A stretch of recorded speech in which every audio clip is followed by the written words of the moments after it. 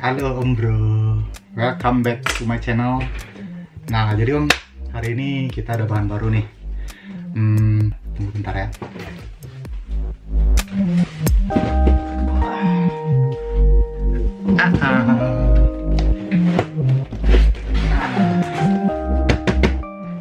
Jadi hari ini yang mau kita review itu RC budget ya. Banyak yang nanya nih, Om, kalau buat pemula tuh bagusnya RC-nya gimana gitu kan. Nah sebenarnya kalau di saya, mau pemula atau mau udah main lama, ya selagi punya budget ya kita buat aja yang RC full opsional gitu. Tapi kalau untuk yang budgetnya minim gitu ya, tapi pengen main RC adventure, nah ini salah satu opsi. Karena ini boleh dibilang harganya untuk RC adventure ya yang udah spek waterproof itu udah termasuk ringan di kantong. Jadi di sini RC yang kita review kali ini adalah VRX Racing MC31 ya. Ini produk Cina. Sebenarnya sih boleh dibilang ini kopian dari Axial SCX10, hanya saja ada sedikit perubahan biar nggak niru-niru banget, biasalah. Nah jadi untuk VRX Racing yang MC31 dia ada dua varian nih, RH1049 Rambler ya, dengan RH1050 Varanus. Jadi kalau Varanus itu dia modelnya yang agak model pickup gitu, kayak seperti yang terakhir. Oke, ya.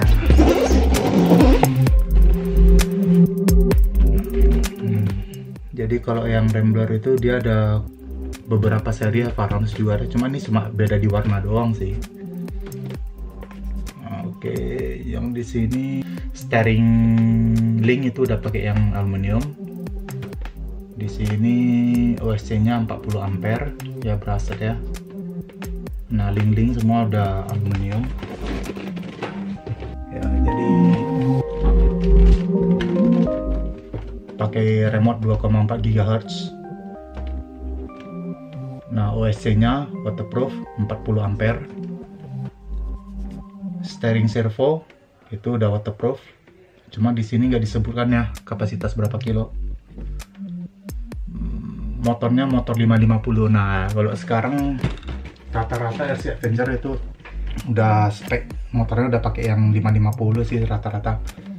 Nah, di sini dapat baterai bawaan NIMH 1800 mAh ya. Receiver box, ball bearing, twin rail metal frame chassis, multi-link suspension for smooth articulation, center compact, rigid transmission, front end rail, strike lock axle. Ini semua ya, tidak bisa salah. Oke, untuk spek RC-nya sendiri, nah ini panjangnya 550 mm, lebarnya 240 mm, tingginya 225 mm, wheelbase-nya 313 mm, bannya itu ukuran 120 mm ya, lebar 45 mm, gear rasionya 41,8:1. Ini semi unboxing ya. Nah, jadi yang didapat itu ada buku panduannya. Ini adapter untuk charger cas baterai. Untuk Rambler ini dia kalau dari bawaan yang pabrik ya, kalau kita nggak ada minta spek khusus, ini tanpa roof rack. Jadi kemarin saya pesannya sama mereka, saya mau yang ada roof racknya.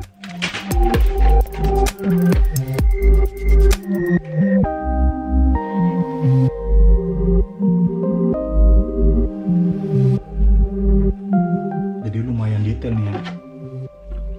Bentar saya setelah selesai dirakit saya tunjukin deh semuanya gimana.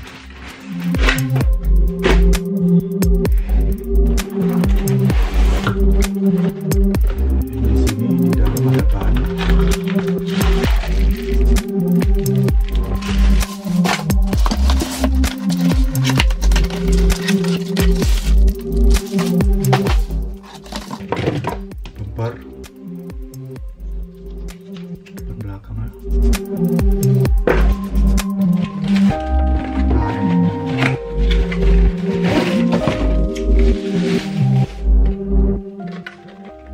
sini remote udah pakai FlySky ya, FlySky GT2 analog.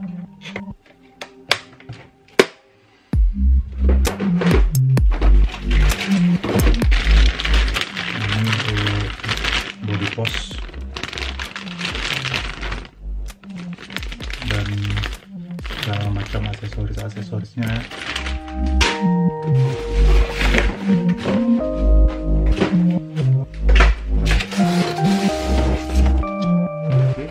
Grafisnya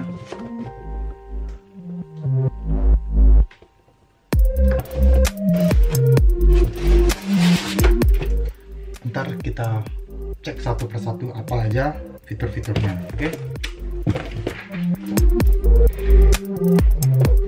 Oke Om Bro. Nah, berubah warna ya. Tadi biru ya, ini jadi orange ya. Kok bisa berubah sih? Ya udah, nggak apa-apa deh ya. Yang penting kan kitnya sama. Biarkan itu menjadi misteri di antara kita. Nah, jadi ini setelah selesai saya rakit nih kan. Nih ada yang aneh nih. Shock towernya terlalu panjang. Jadi ntar ini kita potong aja ya. Yang belakang juga agak panjang dikit sih. Masih bisa dipotong.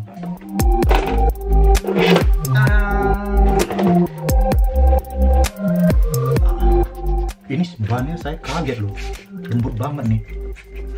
Lembut banget. Selembut apa ya? Pokoknya lembut deh. Untuk motifnya juga keren dong.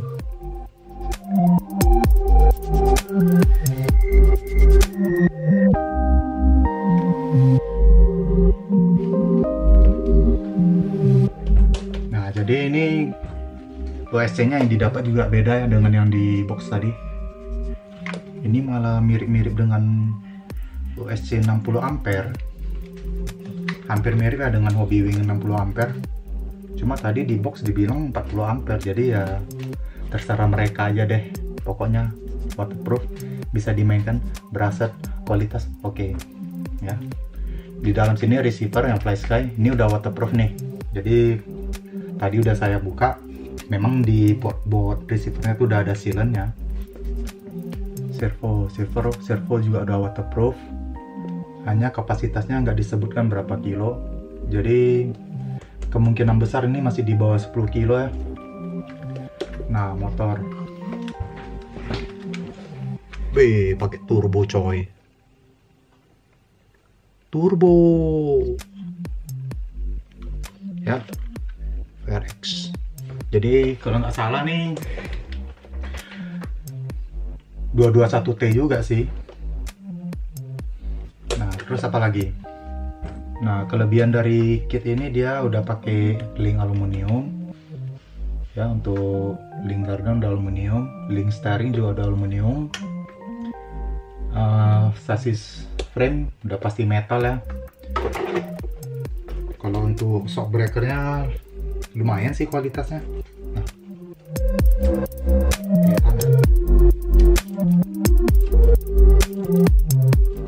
termasuk asik sih untuk RC budget minim ya. Jadi di sini kualitasnya juga tidak jelek-jelek banget.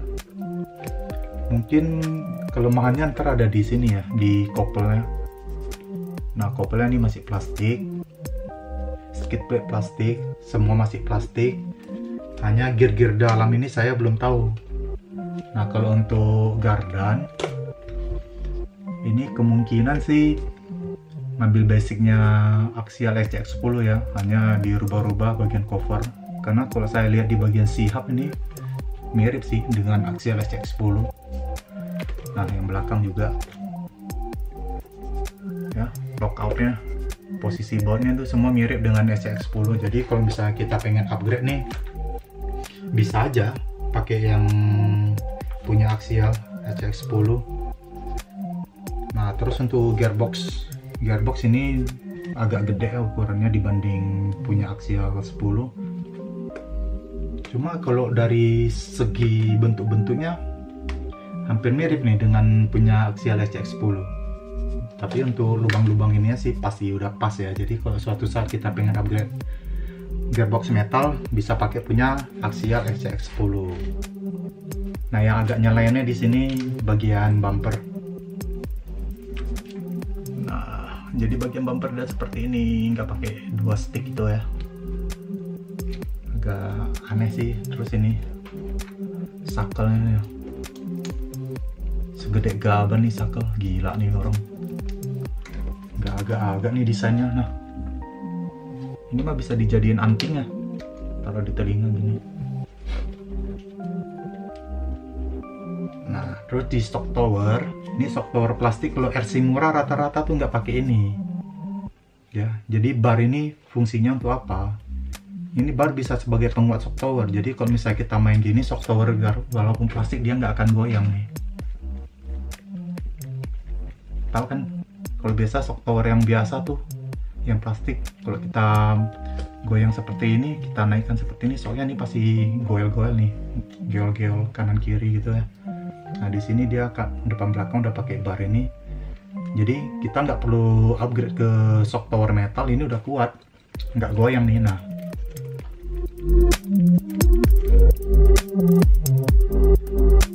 itu aja sih yang mau saya review ya. Jadi kalau untuk chassis kit adanya seperti ini. Nah, kalau untuk body lumayan detail ya. Jadi dia dapat spion nih kanan kiri, dapat snorkel, roof rack 4, lampu tembaknya ada 4. Di sini tidak include dengan LED-nya. Jadi kalau misalnya kita mau nyalain LED-nya, kita mesti beli LED terpisah ya. Nah, untuk stiker-stiker semua. Bodinya sih ya keren-keren aneh gitu sih, cuma boleh lah untuk RC murah. Nah, untuk sini kita kan pengen tahu nih, jangan ntar udah kita beli, kita mainin sebentar ternyata udah hancur gearnya kan gitu. Nah, jadi selanjutnya ini akan saya bongkar isi-isinya semua ya, gearboxnya, guardiannya. Jadi untuk kita periksa ini gear dalamnya udah metal atau belum gitu. Oke.